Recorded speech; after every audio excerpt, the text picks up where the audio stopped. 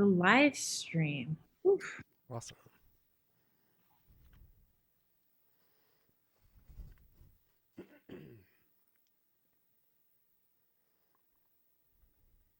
Okay, great. I think we're up. Has it caught up to us yet?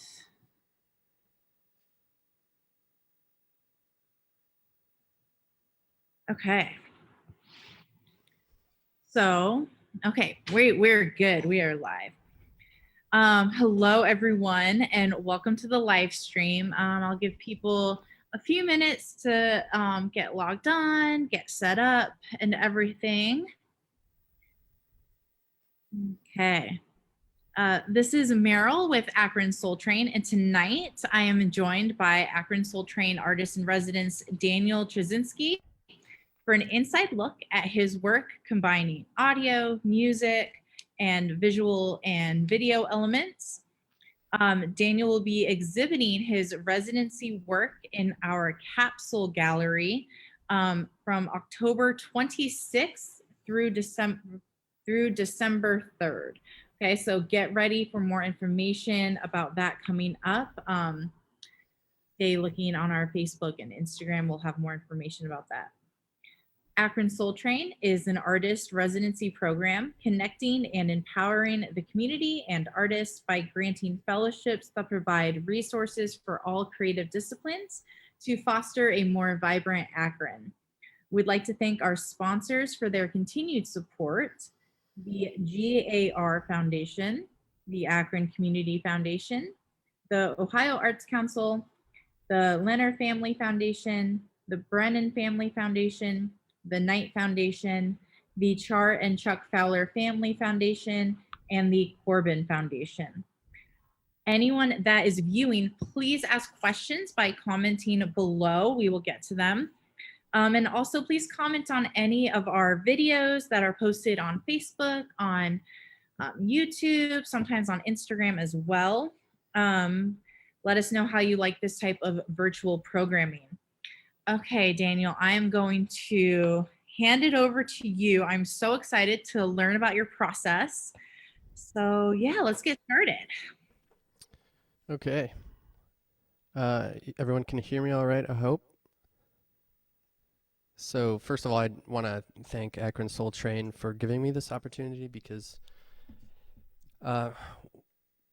this is something relatively new to me, to be able to expand the visual world that the album that I released in 2021 recorded in 2020. So it started with audio, and it kind of started in the dark and in the isolation of the pandemic world. And so I began kind of projecting images and developing things, video from my past old VHS tapes and stuff I'm finding on across the internet, all kinds of samples. So bringing that all into a world, kind of making it my own, is what this process has been. And I wouldn't have been able to do that without the support of Akron Soul Train and working with Christine and Meryl. It's been really helpful in my development as an artist. So I'm really excited about this. So I've developed kind of a little slideshow, and we'll kind of maybe jump out and do a demonstration here, but I have a lot of things that we can kind of surf along on. You don't have to digest everything, and this presentation will also exist in different forms through the live stream, also through the presentation, the PowerPoint slideshow that I created. I can make that available too. So I hope that there's just something you can take away, get a bite out of something, and maybe be provoked in some way for the better. So I'm going to start my presentation here. And I hope everybody can see here. Give me about 5 seconds.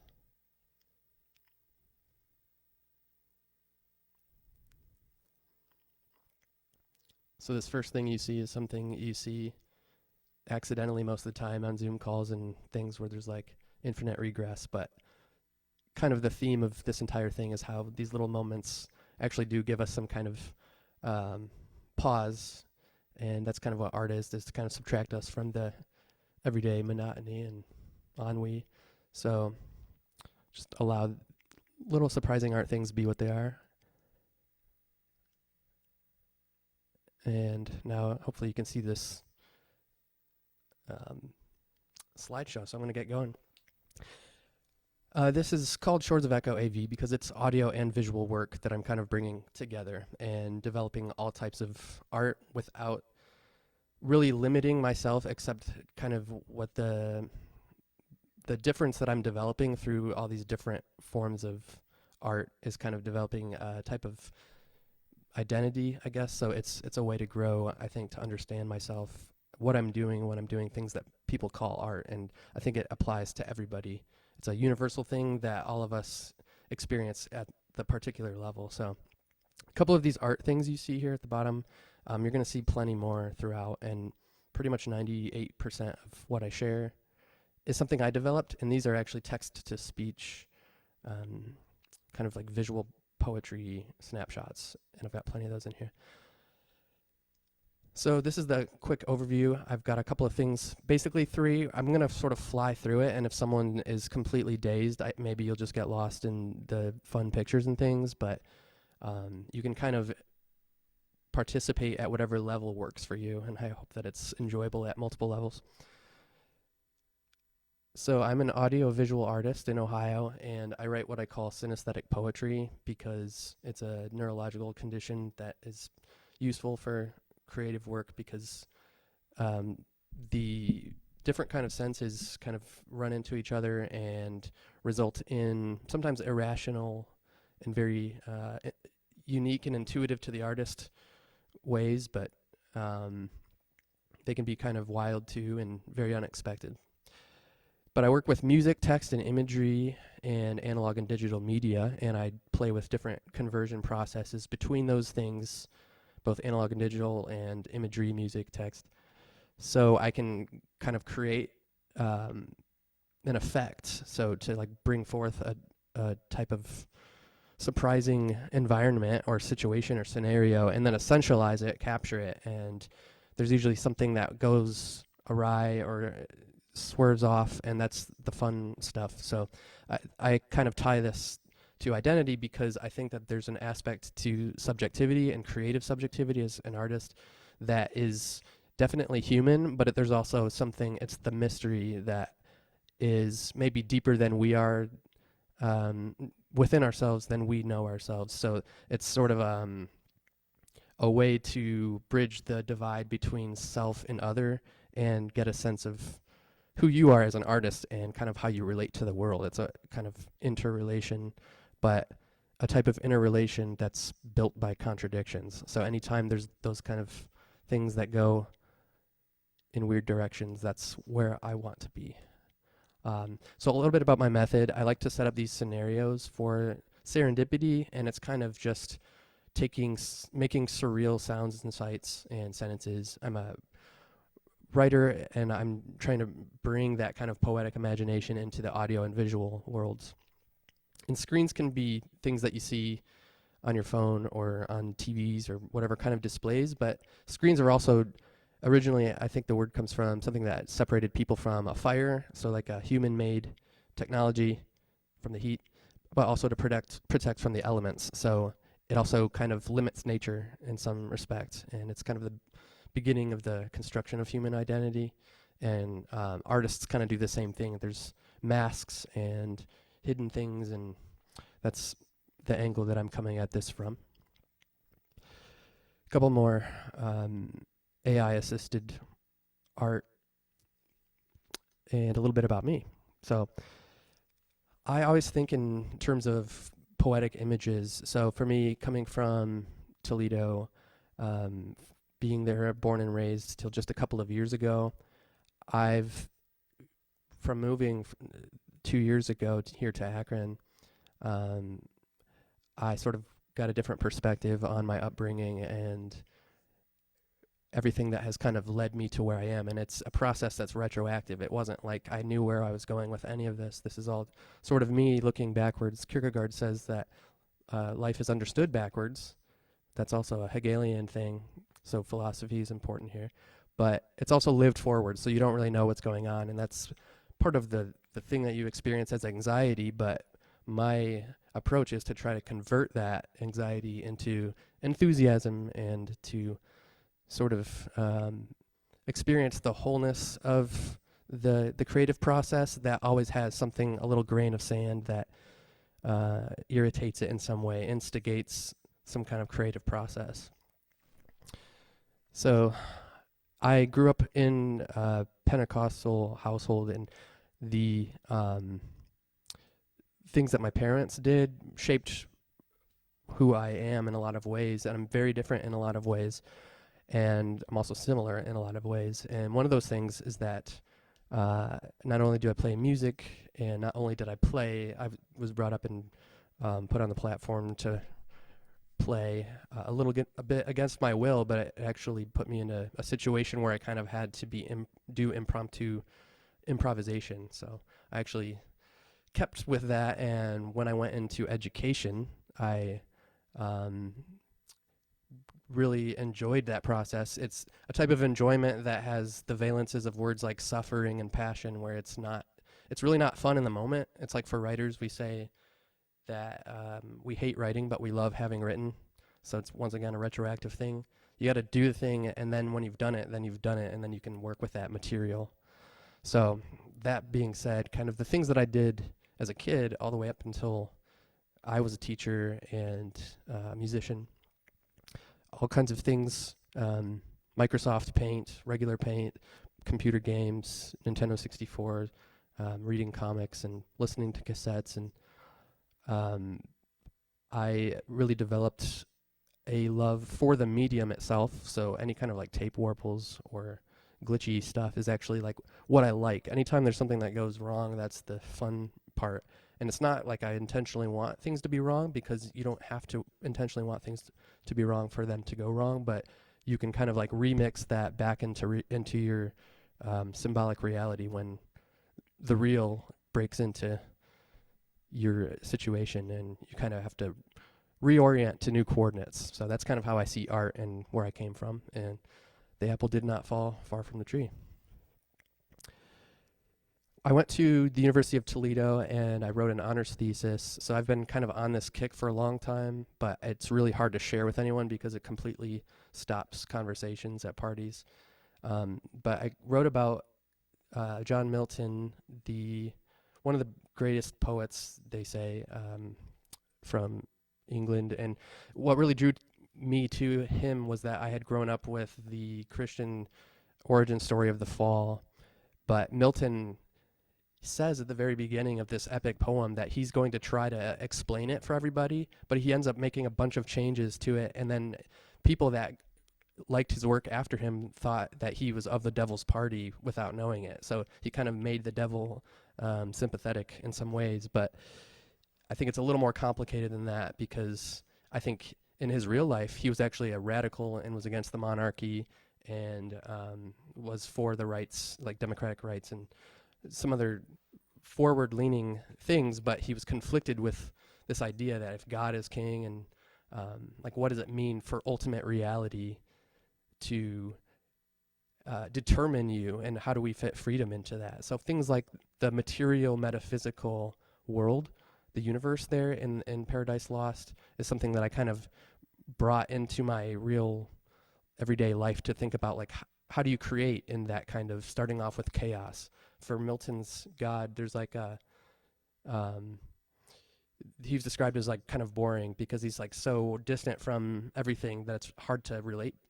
And then that's why like the devil kind of sulking and everything is a little more relatable. But in this act of creation, primordial act of creation, there's a circumscription, so like a self-limiting that God does, and it's done within the material that is himself. So it's a completely material universe rather than an ideal one where there's some kind of spiritual realm. But there's these paradoxes that come up, like darkness visible, and whether or not our ears can hear this music of the spheres. And this is a picture of me kind of putting those theories into practice with my band Bliss Nova. I think this was maybe within the past year. So you kind of get a taste of what it actually looks like when I take these things into the real world. The first few projects that I did were also with my brothers, my both older brothers, and we kind of were surprised when Nathan had written a song that did really, really well on Spotify playlists prior to it being a thing where people would be sending their stuff and trying to get on game the system. Someone found the song and it racked up a ton of streams. So it sort of was like a reality check to see that we're not just in our own little world doing whatever we're doing, but there's actually something that you can connect with people, and you can have a voice and not have to feel bad about that and put it out there. And when that kind of fell apart because of his growing problems with disability and just being unable to continue, my other brother Joel, who was in that project, and I started Bliss Nova, had no idea what we were doing, didn't know what kind of music it would be, but the stuff that I sent him, I made on GarageBand, and it was like, oh, it kind of has a certain feel. I had written all kinds of stuff prior to that, but this kind of had a certain energy, and we've released since then a couple EPs and LPs and toured, and that's been probably one of the biggest main creative ventures that I've had and growth that I've experienced. And that's also gotten into some success with some YouTube streams, with collaborating with visual artists who made visuals for our music, and then we started making our own, and that's where I'm here today. And real quick too, oh, by the way, that's me eating an apple in a music video from Bliss Nova, so it's kind of an ongoing theme. The album Shores of Echo that I released in 2021 can be QR code. You can scan that or whatever if you want, and it should take you to where things are, but I'll also have that available at the end, or you can hit me up and I will send that to you.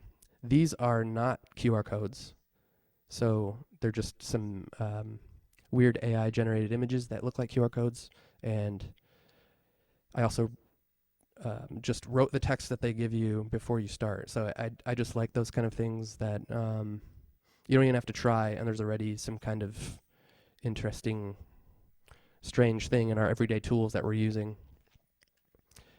Kind of doesn't relate to anything, but in some ways it does. So I'm going to move in, and I'm going to pause for a second here, and I want to see if everything's good. If anyone has any questions, you can, of course, interrupt, but I have a few ideas that maybe you'll find interesting, and then I'd love to show you some of the demonstration of some of the gear here. So this is, I think it is Hegel eating an apple. The word malice in Latin means evil, and it was associated with another word. I think it may be the same word that means apple, and of course it has that kind of connotation, but there's also knowledge and kind of the promise of something that will be revealed when the thing is captured and digested. And there's this thing that I've experienced when I go to bookstores that I am working through, and I feel like I've gotten past it in a lot of ways, where I just love to learn something new, and to just, it's a little intimidating when you go to the bookstore because there's a lot of books there that I want to read and buy, but I want to maybe spin that into this joke here so you can kind of see of a way to short circuit that desire that is kind of an infinite thing, that's kind of a bad infinity, Hegel calls it. It sort of does that thing that you see on the screen when you hit share screen, but in a negative way, where it sort of extends you infinitely, but not even in like a real space. It's in a virtual space. So I kind of want to short circuit this with this joke here. There's only 2 books that you need to read to know it all. The first is what they teach you at Harvard Business School, and the second is what they don't teach you at Harvard Business School. So you can, if you don't think about it, you can see how that could maybe cover everything. But if you don't want to read those books, there's also a book called How to Talk About Books You Haven't Read, which I have skimmed. Can't tell you the gist of it, but it's just a different way of reading, and that's my approach here, that I think that it's theory that I'm putting into practice, and the word that has been developed is praxis, where it's sort of like a dialectical enfolding of practice and theory into each other. So it's almost like making life an art project. And there's no real behind the scenes, and we know that from our social media world, that everything can be captured, screenshot, screen recorded, remixed, and you don't know what to believe. But I think that there's also maybe something emancipatory, some potential in there, but it just requires some short circuiting of the way that we think and the way that we think, which is a little bit different from each other. So the Harvard Business School thing would not be everything if you read the book that they do teach and the things that they don't teach. That would be not all, of course. A lot depends on this word not. I like to think of the image of the vase because it's an emptiness, a void that is surrounded by the thing. So what the thing is includes what it is not, what is outside of it. And you can even think of this with biology, with the alimentary canal. The tract is technically taking things from outside and passing it back outside. So there's an outsidedness inside us as well. But there's an osmosis that happens where we kind of integrate some of that when we digest food and take the minerals and then get rid of the stuff we don't need. And then kind of non sequitur, this is Jacques Lacan, a psychoanalyst, who talks about the importance of that void that's constitutive of subjectivity that we will often look for. Where's the true self? But when we do that thing where we try to look at ourselves, it turns into that zoom infinite regress, or the Land O'Lakes butter lady where she's on the picture holding the thing of butter with her picture and it goes on. So infinity is a kind of dangerous thing, and it can go in two different directions, and one is anxiety and one is enthusiasm. So I'm trying to sort of convert it to enthusiasm and self-limit it, kind of put some tone to it and affect it in a way that kind of comes through in emotion and in discourse and poetic language and practice and theory. So really quick, I'm going to throw this thing at you. It's kind of fun. It's kind of like a ride at an amusement park. Hopefully it doesn't make you sick. But if you start with knowledge, the one that's blue, if you take that and you unfold it, you can have knowledge and non-knowledge, or known and unknown. And then you can take that and unfold it again, and that's what I have here. It's called a semiotic square. So if you start with the known knowns, those are things you know. If you move over to the right, you have known unknowns. There are things that you don't know that you have to take into account. I'm prepared for things that may go wrong. That's kind of what we were talking about before this thing went live, and kind of what this whole project has been about. Things you know that you just don't have access to, that you're separated from, which is why I have a division sign here. And then you have unknown unknowns. Those are things that you don't even know that you don't know, which is scary because you don't know how to prepare for that. It's something that's sort of looming in the periphery and you can't ever get your eyes on it. But then there's the fourth one here in the bottom left corner, the unknown known. And that's stuff that you don't know that you know, but you know it. And this happens all the time when I either open up my mouth or play music or whatever. It's not anything that I've had prepared necessarily, but I've put myself repeatedly in situations where the things like habit and free association and kind of in the dream state where you can see how unrelated things are related, that's kind of the space where you can access this type of knowledge, that it's not like some kind of esoteric thing. It's something that it's more you than you are, because when you go on autopilot and you do things and you say, oh, that wasn't me, well, maybe there's who you are is a little more complicated than the one that you rationalize to yourself, the self-narrative that you have. So this concept of the not all, that thing like the vase, you could say apples are not all red, which could mean not every apple is red, and that's true, there are green apples.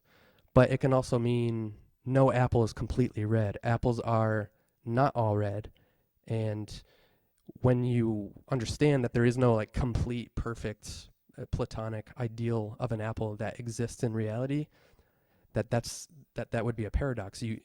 The whole idea of ideas in the platonic realm is that they are not in this, they've not fallen into this world of material and kind of been skewed and stretched and maybe degraded in a lo-fi, low-fidelity version. My angle, though, is that is an appearance that that the idea is not true to the real idea. When you try to think of something, create something, and you bring it into the real world and it just doesn't match up to what you thought it would be. I think that that is the idea. The idea itself is divided, and that's, you have to go through that division in order to create anything in the first place. And this is also referencing Lacan's mirror stage, which is when, as an infant, you see yourself, and maybe your parent might say, "Look, it's you. I try to do this with my cat Ezra, and he does not respond." But for human infants, and maybe some other animals, the thing that's looking back at them looks complete. And this is especially true for an infant, because they see something that has a face and kind of is mimicking the expressions of the parent. And so there's a self that's cognized based on the specular image.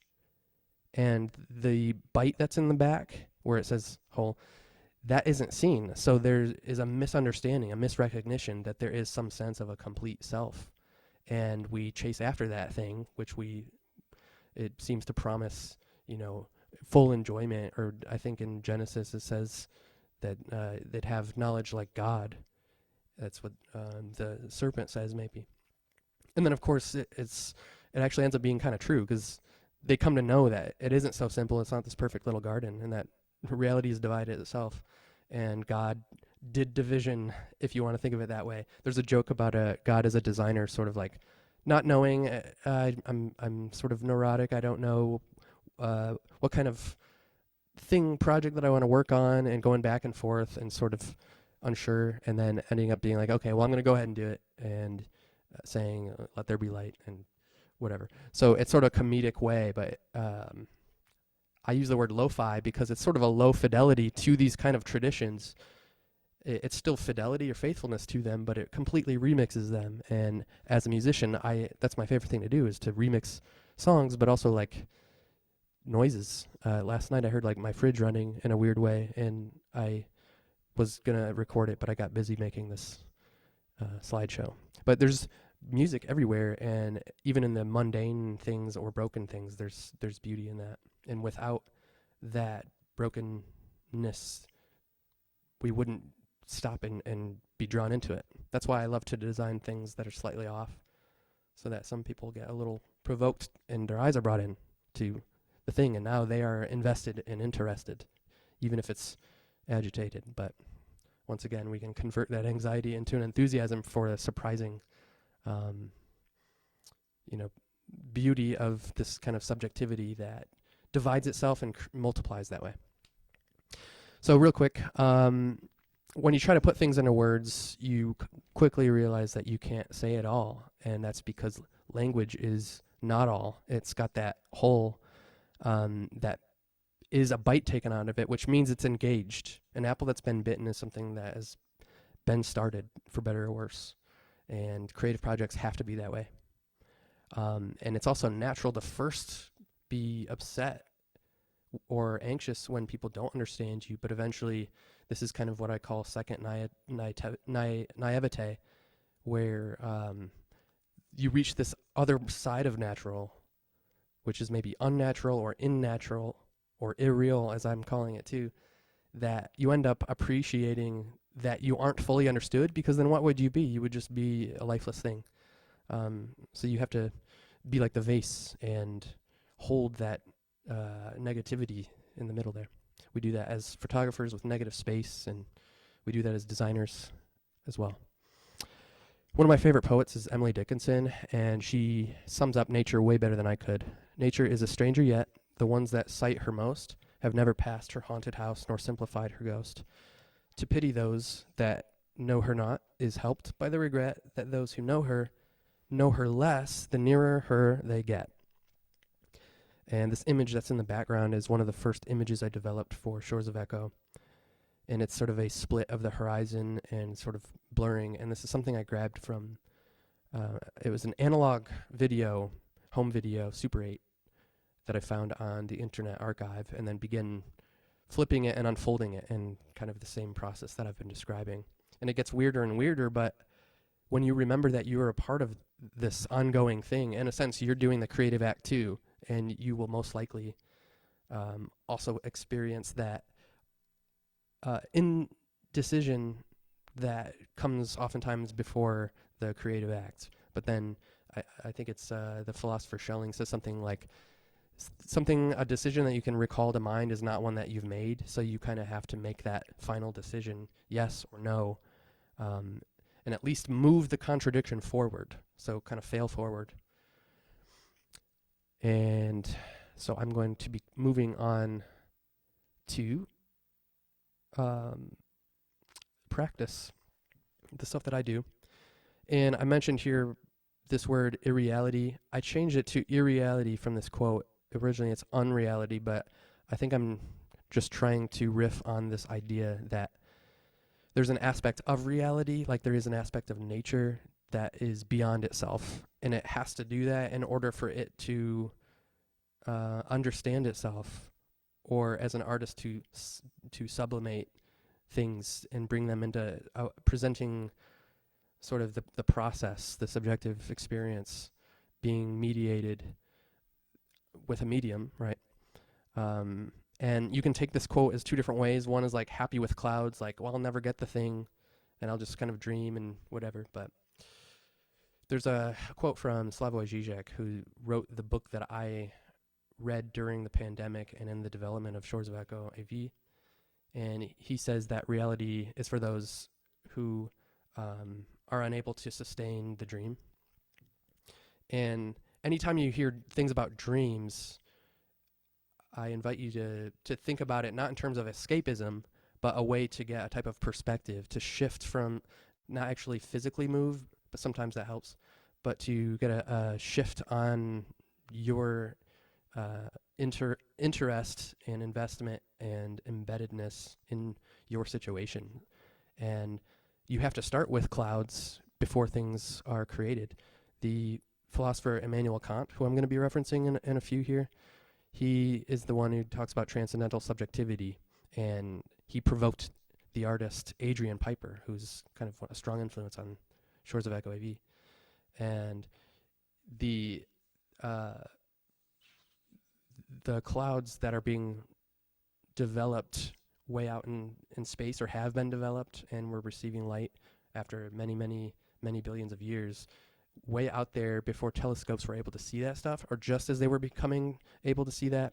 Kant, this philosopher, just suggested that maybe they weren't fuzzy stars, but that they were entire clouds of what I think he called island universes. And you can kind of imagine, like, okay, we're on this world and we just realized collectively as humans that, or we were presented with the fact that we're decentered from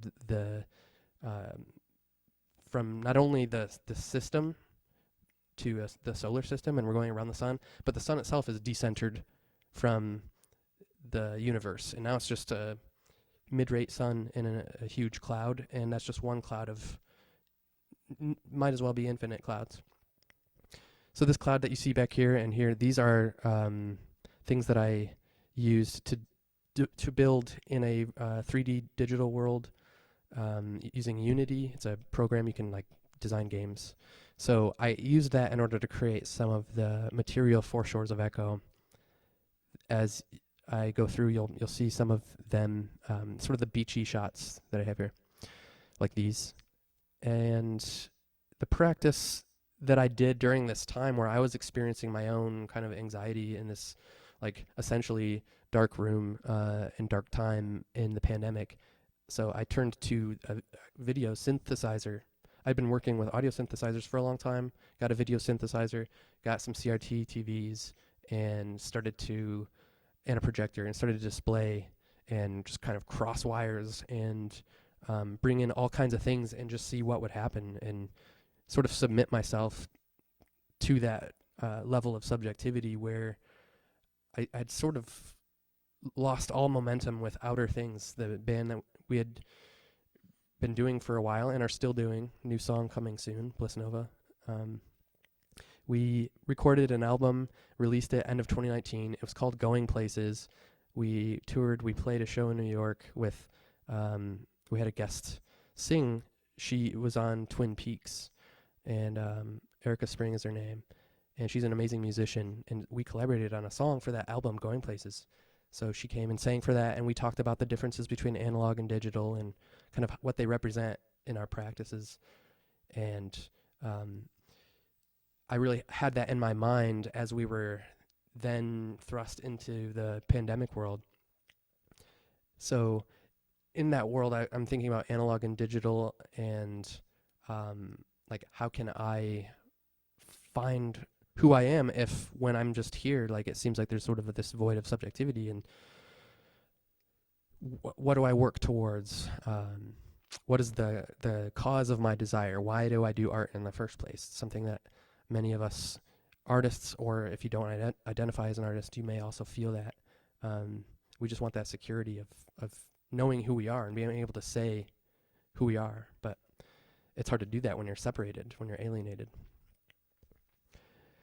Some of my setup includes sort of taking digital versions of analog displays, and what is being displayed is already a digital conversion of analog inputs. So it's something that technology has been doing for a long time, sort of integrating. And the digital has nearly infiltrated all of reality, but in a similar way to nature, I think that rather than kind of othering digital or digitality or whatever, there's a way to think of it as a part of nature, and like it's just a different way of organizing and transmitting signals.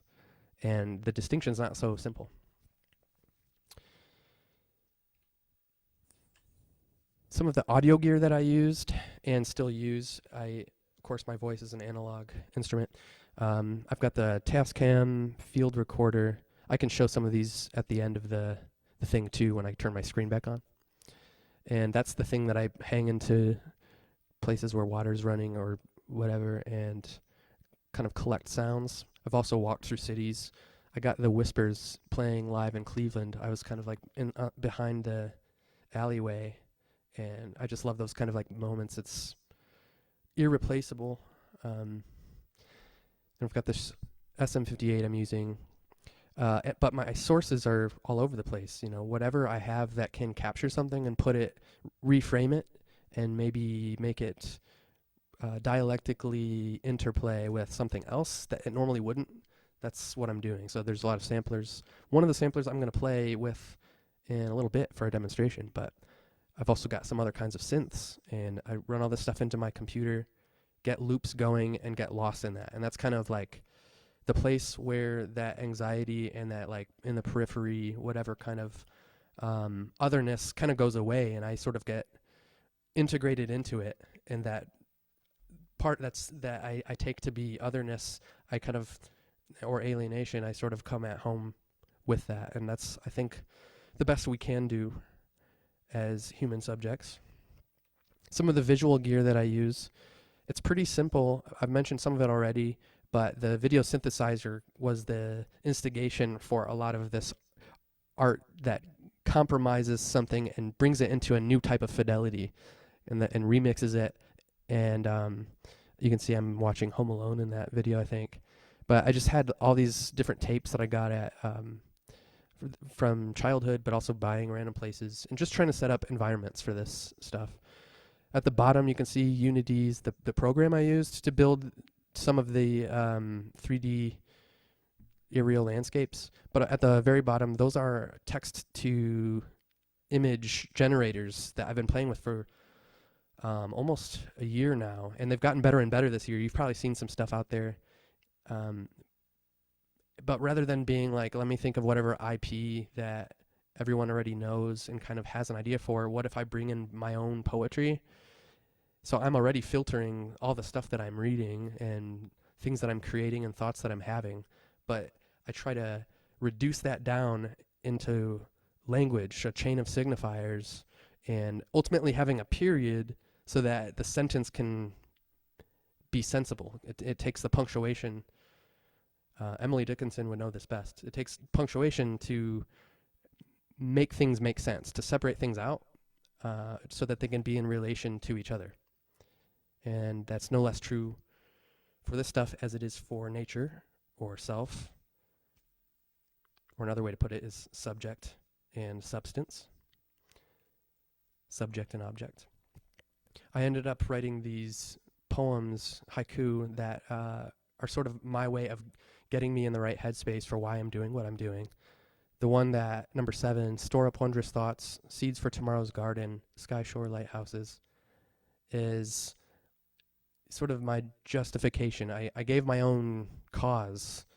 I, of course, didn't choose to come into this world, but I think there's this process in self-reflection where you have to, especially if you want to develop a voice and distinguish yourself, but also connect to everyone else, to the universal, you have to have a reason for doing what you're doing. And for me, it's this little trick that I picked up from Zizek. He said that when he writes relatively complex thoughts in a document, and you can kind of follow the train of thought.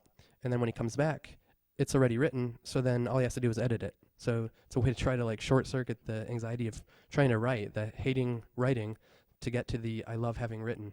And if you make that a habit, then there's way more material than you can even take a lifetime to deal with. And that's the type of waters that I'm swimming in, that I've been sort of chest and neck deep in, is developing this kind of material and not worrying about the end result, because the end result is not the final thing anyways. It's this transformative process that starts with anxiety and ends in this sort of outburst. So I think we're doing okay on time, but I should be done here in a minute or two. A few other things I want to point out. There's a received, understood view about the difference between analog and digital. In this photo, the first one shows the sine wave that an analog signal would do. It's continuous. The varying goes, you've probably seen the crest and the trough. And this is important for audio stuff. It happens in the ocean with waves and all that. But digital signals try to recreate that using a binary system, and there's little divisions. And the tinier the divisions get, the more it can look like or resemble the analog, but there's still a difference. You can see the stair steps in the third picture there. And it's, as David Lewis, philosopher of mind and technology and other things, maybe media theory, also said that that distinction works out pretty well for us in practice, but in theory it kind of breaks down, and trying to put that dividing line between analog and digital ends up, you find kind of like the logic doesn't completely work. And if you think that that's just me sort of like making that up or whatever, I believe this is true, so please feel free to fact check, but I think it was Benjamin Franklin is responsible for talking about the positive and negative poles, and he thought the positive had the surplus of electrons. You know, of course, this is maybe when he's got the lightning rod or the kite. I don't know, there's some kind of myth that we're all familiar with. And he thought the excess of positivity or of electrons was on the side of the positive, but it turns out it's on the side of the negative. And so there can be conventions like positive and negative that we still follow, but it's just important, as long as we all follow it, then it's going to work. But at the very beginning of the thing, it kind of went in a different direction that was inherently tied in its opposite. And I feel like decisions happen that way. Life happens that way too. We have the direction we're trying to go, and then there's the reality of how it plays out. And then we have the pieces to kind of retroactively put into some meaningful, significant chain. So this is kind of the last bit here. Two artists that inspired me were Adrian Piper and Renee Magritte during this process. And they got me thinking about the reality of the virtual world. We sometimes will just break that apart and say it's not real life. It's just the internet. It's just whatever, because it's kind of easy to separate it. The more that it's infiltrated reality, the more it's easy to separate, because we forget that we have the Internet of Things, smart fridges and smarter things than the stuff they sent to space in the 60s or whatever, in our pockets. So the virtual is a part of reality. It's not separate from it. And I think that that's true for culture with nature, artificial things or artifice or art and the real. And then also this notion of like the whole, totality. and incompleteness. Incompleteness has to be included in the whole in order for it to be truly a total whole. So it has to include what it is not. And this is something in math too. The null set has to include the null. I'm mangling it here, but it has to, in order to include everything, you have to include the null set. There we go. Okay, so as soon as we renounce fiction and illusion, we lose reality itself. The moment we subtract fictions from reality itself. So the fiction, even though it's fictional and we recognize it as an illusion, it's a productive illusion that we have to understand its power because it works even and especially when I don't know that I believe it. That's that unknown known, that thing that is actually driving me, and I'm thinking that here I am making wise decisions and I'm rationalizing why I do what I do, but I have to acknowledge this part that is hard to acknowledge, that's in the periphery. Adrienne Piper in 1971 locked herself in her New York flat and put up a camera, tape recorder, had a mirror, and she was reading. This is why I think that she resonates with me. She's reading Kant's Critique of Pure Reason from 1781, and it was driving her to self-transcendence because it was, Kant called it a Copernican revolution, where people's mental cognitive mapping of reality shifted. We were decentered as subjects when we realized the sun is not the center, or excuse me, that the earth is not the center.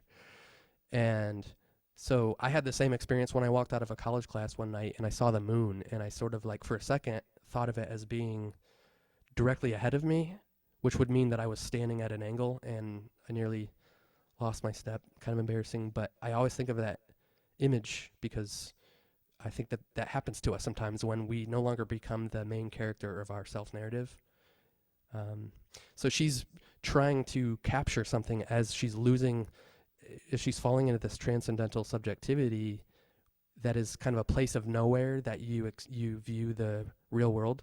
You end up disassociating from things you thought were your sure identity. She's taken this as a Kantian philosopher now. She's taken this to the extreme to even question her own gender or black identity, because as soon as you start to hold on to certain kinds of identities in certain ways, you end up doing the thing that you're working against in the first place, which is to these kind of false divisions that nevertheless have real effects in the world. And my whole thing with this project was like, what if she didn't read Critique of Pure Reason? Because to me, it's a little boring. I think this is from her website. There are no positions available at this time. That felt like subjectivity to me.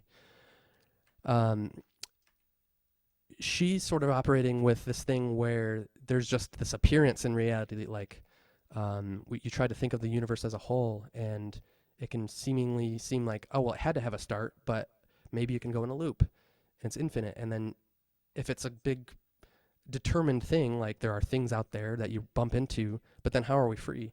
But the way I got around this, I think, was reading Hegel's Phenomenology of Spirit, and rather than separating out your subjectivity from your material reality, to see yourself in it.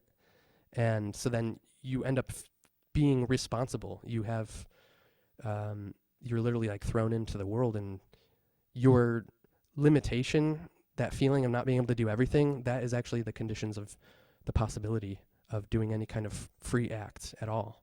And that's the way nature is itself. So I was reading Hegel's Phenomenology of Spirit. I was not exactly like her. I mean, it definitely wasn't a walk in the park, though, but I think that I similarly was just trying to get into relation with understanding what my connection to the world is and how to deal with that openness that, on the other side of maybe something that's being quilted or sewed, you see kind of the ugly, knotted aspects, and that's where we are. We're like that apple with the bite. Hegel talks about consciousness kind of throwing these infinitely many representations, images, none of which occur to it directly, and none of which are not present.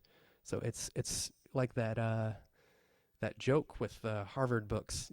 You kind of can hold everything and nothing simultaneously. Emily Dickinson even says that the brain is wider than the sky. For put them side by side, the one will contain the other with ease, and you beside. So I'm trying to see what is the world like when it is experienced, developed, and lived from the point of view of difference and not identity. And that's what love is. So self-love would be doing that with yourself and separating yourself from yourself in order to get a sense of the otherness of yourself and not try to get to that true self ultimately. But this also happens with other people. It's like two eyes. It gives a certain dimension to reality. It adds a dimension to reality when two separate subjectivities come together. It's a division because the one that I am becomes two, but now this two can do things that the one can't. Magritte talks about these two visibles. There's a present visible and a hidden visible. We want to see the face behind the apple, but he says everything we see hides another thing, and we always want to see what's hidden behind that. However, the visible that is hidden and the visible that is present, this is a distinction we make in thought. But for the image there, there's no face there. There's an apple in that spot. So it's kind of getting rid of this lost object, something that is insubstantial and draws us towards knowing more, but ultimately it's not there. It's just the cause of our desire to see what's on the other side. And on the other side of nature is even weirder nature. And it's a universal experience. So I was generating some fake apples, and there's the Magritte, this is not an apple. This is not a pipe. And I was also thinking, this is not a piper, because I read a different book. But he really just wants to deal with the epiphanies of everyday stuff, unexpected contexts. There's some surrealist games and things that I use to sort of put myself in a different mode, maybe a positive way to think about algorithms, or maybe I should use the word negative, because it subtracts you from your normal way of doing things and puts you into a different type of frame or limitation. And yeah, my question for you is, what tickles you? What's the thing that draws you in? For me, it was this green apple that I almost bought at the antique store, and then I didn't buy it, that one on the left. And then I ended up getting an iMac G3 trying to figure it out. But ultimately, like the blank screen that it has there, maybe I was just searching for something there, and ultimately the thing itself, the iMac, is the cause of desire. It led me down a path, and I've come to realize that and see myself in this irreal nature. So if you want to follow me, these are my handles, and I'll turn this back over to you if you have any questions, Meryl. Anyone? And let me change the view again. Okay. So now I see you. Cool. Can you hear me still okay? Yep. Awesome. That was an amazing kind of philosophy lesson, that like all of the different things that you're talking about. Like, how did you discover your kind of love of philosophy, basically, and how that drives your work forward? Yeah, so believe it or not, I didn't grow up with a TV, which is maybe it being something that I didn't have access to except through video games and stuff, drew me to that kind of screen, that it seems like there's something behind it. And that's what kind of drew me into technology, but it never was just like, I'm not a gear person necessarily. I definitely work with gear, but ultimately I want to be a beginner and have beginner's mind when I'm kind of falling and failing into things. So in a weird way, I like being put on the spot and seeing like what it's improvisation. It's to me like similar to the surrealist games. But as you may know, the surrealists themselves were really big into not only ideas of kind of a liberatory way of living that's different than the capitalist way of living. So many of them were communists. Magritte himself was one. But also, and it's basically just a way of thinking, how can we like build a community around difference rather than these identities. And watching my parents perform, and my dad being essentially like a DIY Bible scholar. I think he did go to school, but he's just very knowledgeable and reading like a text and exegesis and pulling things out. And so without a TV, books were where I went and kind of fell down the rabbit hole with those things. And I loved being able to see the world through the eyes of other people. And I would come to find out that even people like Ursula K. Le Guin or whoever it may be, you don't have to be a philosopher, but you have a philosophy of life. And even if you don't know it, you do. So that's where I went down the path of critique of ideology. And it's not just what are the things that are wrong so we can correct them. It's turning that camera back on yourself and seeing where am I filtering things through this lens? And it's a type of lens you can't get rid of because that's the conditions of our existence, right? We have to be embodied in order to experience and to connect with other people. We have to have some separation. So it's sort of maybe a positive type of alienation that I just learn from watching other people. And so maybe I'm just doing the thing in the mirror stage, you know, seeing other people doing something and putting myself on that same screen. And then you're already thrown into this back and forth between this I who has ideas and then this I that's fallen into this material world where it's hard to move, like those dreams where you're like stuck in concrete trying to run. But yeah. Yeah, if anyone watching has any questions or comments or wants to say anything about their own philosophy ideas or how these things kind of speak to you, definitely put them in the comments. Yeah, I like what you said about like the dream state and like even free association in like the known or the unknown known, like what you don't know that you know. Because I always when I think of like my ideas for my own art, it's usually when I'm doing something that is quote unquote like mindless or where I can like let my mind kind of wander around as I'm like doing something kind of monotonous or something that I already know how to do. And then I like think of these ideas and then it becomes a chore. Like if I'm driving, then it becomes a chore to remember what I thought of. Yeah. Because it's so easy to like slip away. So that really resonated with me. Yeah. And then like I love how you use so many different modes, like the analog and like what you even, because the definition of analog and digital is I think almost ever changing in like the way society comes at it and the way that like, you know, like your voice or something in nature, but then also like an older technology that we don't like. What is technology even? Like it doesn't have to be like an electronic or a digital mechanism either. So I thought that was really interesting how you came at that kind of and then my other thing is the remix of the glitch or like of the sounds of everyday life. I thought that was really interesting how, because like even before we came on live and Facebook is always changing how we get on the live stream and me just having to figure that out.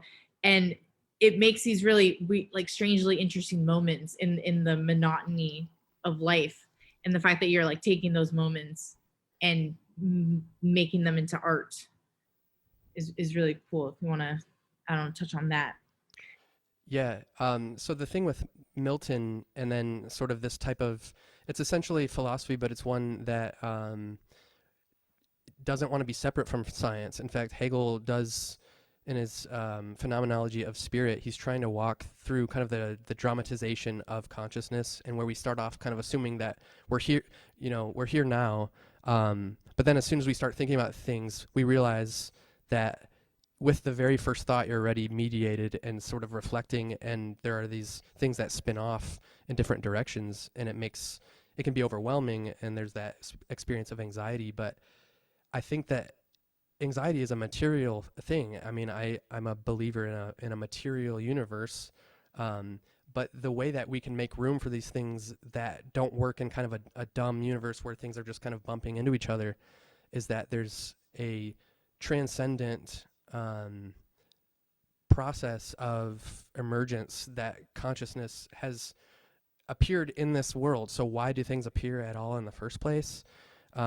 And we have to take the reality of appearance, even if it isn't really the way things are. It still is a part of the way things are. And I don't know if what the exact question was, but basically it's sort of a dual aspect material Yeah. that reality is, because on one side you have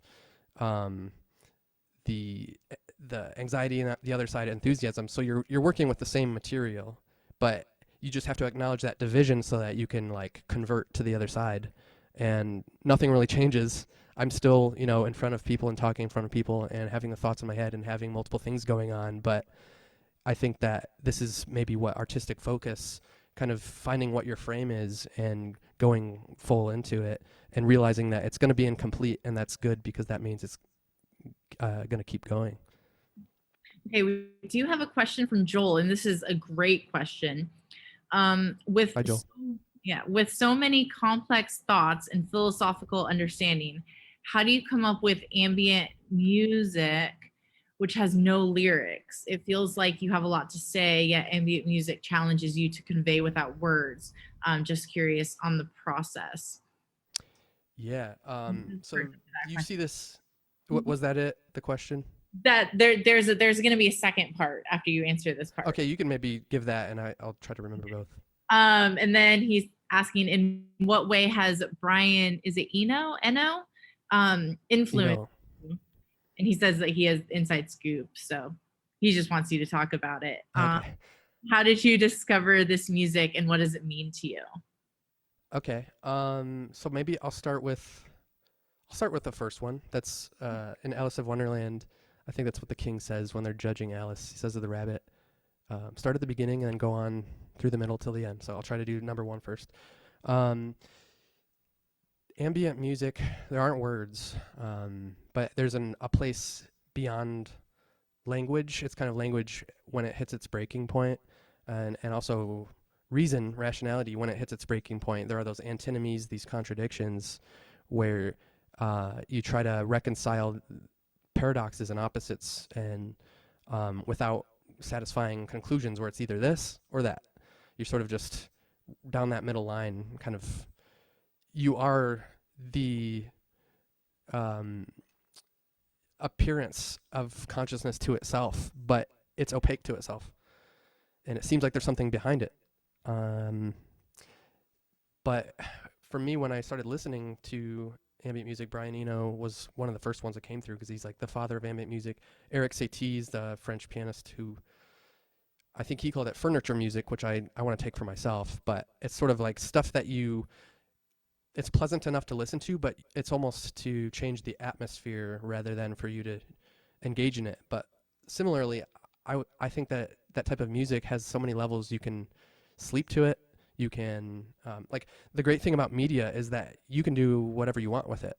I'm of the persuasion of the copy left. I'm a copywriter, which is a separate thing, like WRITER, but copy left has to do with property, and I believe that I like the free mixing, free association, right? So that's kind of where I'm leaning. But with ambient music, this furniture music, it's basically a way to put myself into the world, like to kind of get a screenshot of seeing myself in the world and understanding that was a version of me that kind of bubbled to the surface, but then it's also going to dissipate, and there's room to do more. And generative music, Brian Eno basically, he's created so many apps that sort of like, you don't know where it's going to go, and it just breaks the limitations and creates new structures for kind of the unknown to be integrated into every day. So I definitely answered the second question. He also does like audiovisual work, light installation, motion, music, movement. And the first question was like the wordless thing. So when like someone is really in love with somebody and they keep failing at what they're trying to say, it's not that they missed the mark. It's actually a good thing that they missed the mark, because it shows that they're basically exemplifying that the love is so sublime that there's no way to use these chains of signifiers. It's like this impossibility to say it all, the not all, that generates kind of an infinite multiplicity. And I think the artist can, or any everyday person. When I say artist, I mean everybody, because anyone can do this. But you can find some way to like appreciate that think paths taking you in directions where you're running into that sublime, which is not like, wow, this otherness, this monolith. It's that same nature that Emily Dickinson said, that the closer you get to it, the more you don't know about it. And that's same for yourself when you're introspecting, or let's say outrospecting. You're it's nature in different directions, but it's kind of the same dialectical process. Yeah. And then there's like the idea that language is constructed. It's like a man-made constructive concept. So there's so many things that like we don't understand fully, so language can't say it in general. Yeah, and what would it even mean to say it all? Like, if Yeah. we imagine some log where everything's being recorded, the position of every possible thing, and they have modeling systems that are pretty complex, but let's imagine the most complex one ever. How do we fit that model into reality? Because it's a part of reality, so it's already doing this like self-reflective Land of Lakes butter lady picture thing, and that's just built into I think consciousness. So uh, yeah, there's this like necessary illusion that there's like maybe potentially there's everything there that could be cognized and totalized, but every time we go to do that, it sort of eludes us. And I think G.K. Chesterton says that like paradise is the same way, that like as soon as you reach the horizon where it's supposed to be, it recedes even further. And at some point, like it's just a matter of how willing you are, how far you want to go out into that horizon. I love that. Okay, so I think we might have enough time if you're able to show some of your equipment or something. I think we talked about. Okay. Yeah, I'll show just a couple of pieces, and then I'll do like a little audio thing, and then we kind of have a few visual things that I can show you too. So I showed a ton of different little gear things, and I'm not a gear purist. If it can make noise or it can record noise, I'm going to use it, and if it's weirder, the better, because everyone else is going to do it the right way and read the manual, or watch the YouTube video, and I'm just going to sort of fumble with it and then hope something fun comes out.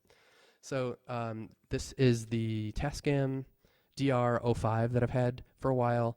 This is the thing that I've like dropped down into places. I've taken it to Atlantic coast, Pacific coast, all over different kind of like ocean scenes or deep in the forest, Upper Peninsula, Michigan.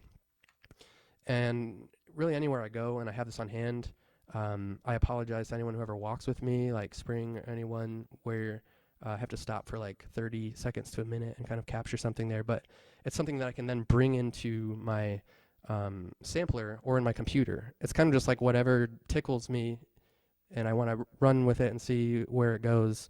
Then a few other things. Of course, my phone, I use that all the time. Apps, record things. And so here's a digital camera that I got that my parents had that uses little rewritable CDs. You can probably see it not very well, but I am showing myself here on screen with, let's see. Okay, it's starting to do some things here. You can get a little bit of a sense that there's video feedback just in this little box here. You can play and run this through a projector, all kinds of stuff. Then this one here is a VHS recorder, a little VHS-C that I have to put into, this little video thing. And then I can convert a VHS players that's running the video into my computer. And now I have a video file, and then I can bring that into like an editor. So the sources have come from all over. Personal things, home things. I think I showed some of that in there too. It's kind of weird seeing yourself as a kid, like doing things that you don't remember at all. And I'm like sitting at a piano with a pencil, wearing an Ohio shirt. And it was just this like moment, contingent moment that ends up being essentialized on a medium. And it's actually the distance and the warpiness that ties me to it. Like in a sense that is a part of me, but it's it's also a part of me. But I digress. So the last thing that I want to point out, well, let's do this one. What you see here is the iMac G3, and the screen is not working. So just imagine that this is that void that I'm talking about, and I can be content having this apple in front of things, and I don't have to work towards that hidden visible, because I will assume that there's another one behind that, and we all know how that goes. So yeah, this last thing, I think that it should be showing, Meryl, you can correct me if I'm wrong, but I have another screen here that should be showing my sampler. Are we able to see this? Yeah, I think I just got it to come up. I had to switch back to gallery view. Okay, so I'm just going to do a very quick demonstration of how I actually love when I forget where it came from, because it's a way to make otherness like essential to myself. It's the one benefit of a certain type of organization that we can call unique, but I tag things, I do SEO and things like that, and it kind of doesn't relate completely to the organization of files and stuff, but I'm starting to see how the way that you organize is the way that you have access to that material, that unknown known. So you have a little bit of a hand in what you may run into of yourself to surprise yourself. So I have samples like this one. Make sure I've got, yeah, should be coming through.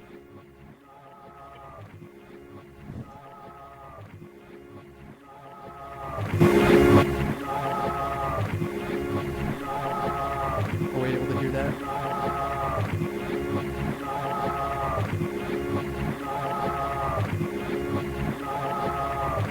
So I'll put a file onto one of these, loop it. I've got this one reversed. This is what it sounds like, not reversed. Some kind of like oldie jazz tune or something. Reversed it. Throw some delay on it.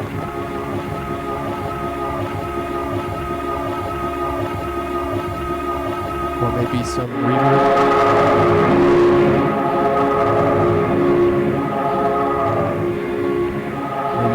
The looper that cuts it up.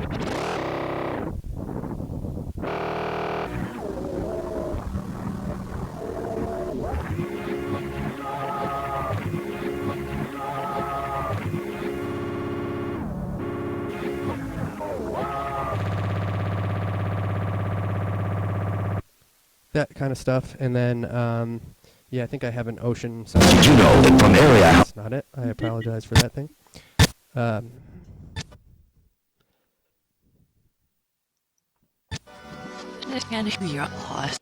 Okay, some other weird things there. Okay, yeah, it was H. See, I like when those moments happen to other people and to myself, because it's just like, what do you do in the moment? So this one is an ocean sample that I recorded, and I'll kind of, I guess, leave it here, that wordless place, unless any other people have questions. Yeah, I think Lacan, the guy in the red wheelbarrow, said language is structured like the unconscious. Or sorry, the unconscious is structured like like a language. So it's also, you can't say at all, consciousness cannot be conscious of everything, because it has to include itself, and that's the whole in reality. So that allows for experience in the first place. Yeah, any other questions? If anyone has questions later after the live stream and you have any more questions, please write them in, and we'll be. Oh, I'm sorry, I was muted. My bad. So if anyone else has any questions, if they're watching this after the live stream, feel free to still comment, and we'll be looking through them and I can relay them. So, okay, Daniel, thank you so much for that kind of inside look on how you make your work, where your ideas and concepts are coming from. It's such an interesting, complex, simple, crazy kind of topic that I think you talk about really, really well. And it's hard to talk. I've taken some philosophy classes before, and that it can be a lot, but it's just, it gets you thinking, and I think it's really amazing how you take all that and turn it into the art that you have, then the art that you make. So yeah, thank you so much for joining us again. Yeah, thank you. Yeah. Once again, you can see Daniel's residency work in the Akron Soul Train Capsule Gallery from October 26th through December 3rd. So if this live stream made you intrigued, interested, if you want to know more, definitely try to come check that out. And right now in our gallery, we have the show Strange Mechanisms featuring Akron Soul Train resident artists Stephen Mastroianni and Polly Devine Davis. And then we also have Lauren Baker's installation in the Capsule Gallery titled Glacial Uprooting of a Cotton Candy Dream. Both those shows will be on view until October 15th. Our gallery hours are Wednesday through Friday from 11 to 4. And we look forward to seeing everyone in the next live stream or at the gallery. Thank you all so much for joining us. And we'll sign off. Bye. Bye.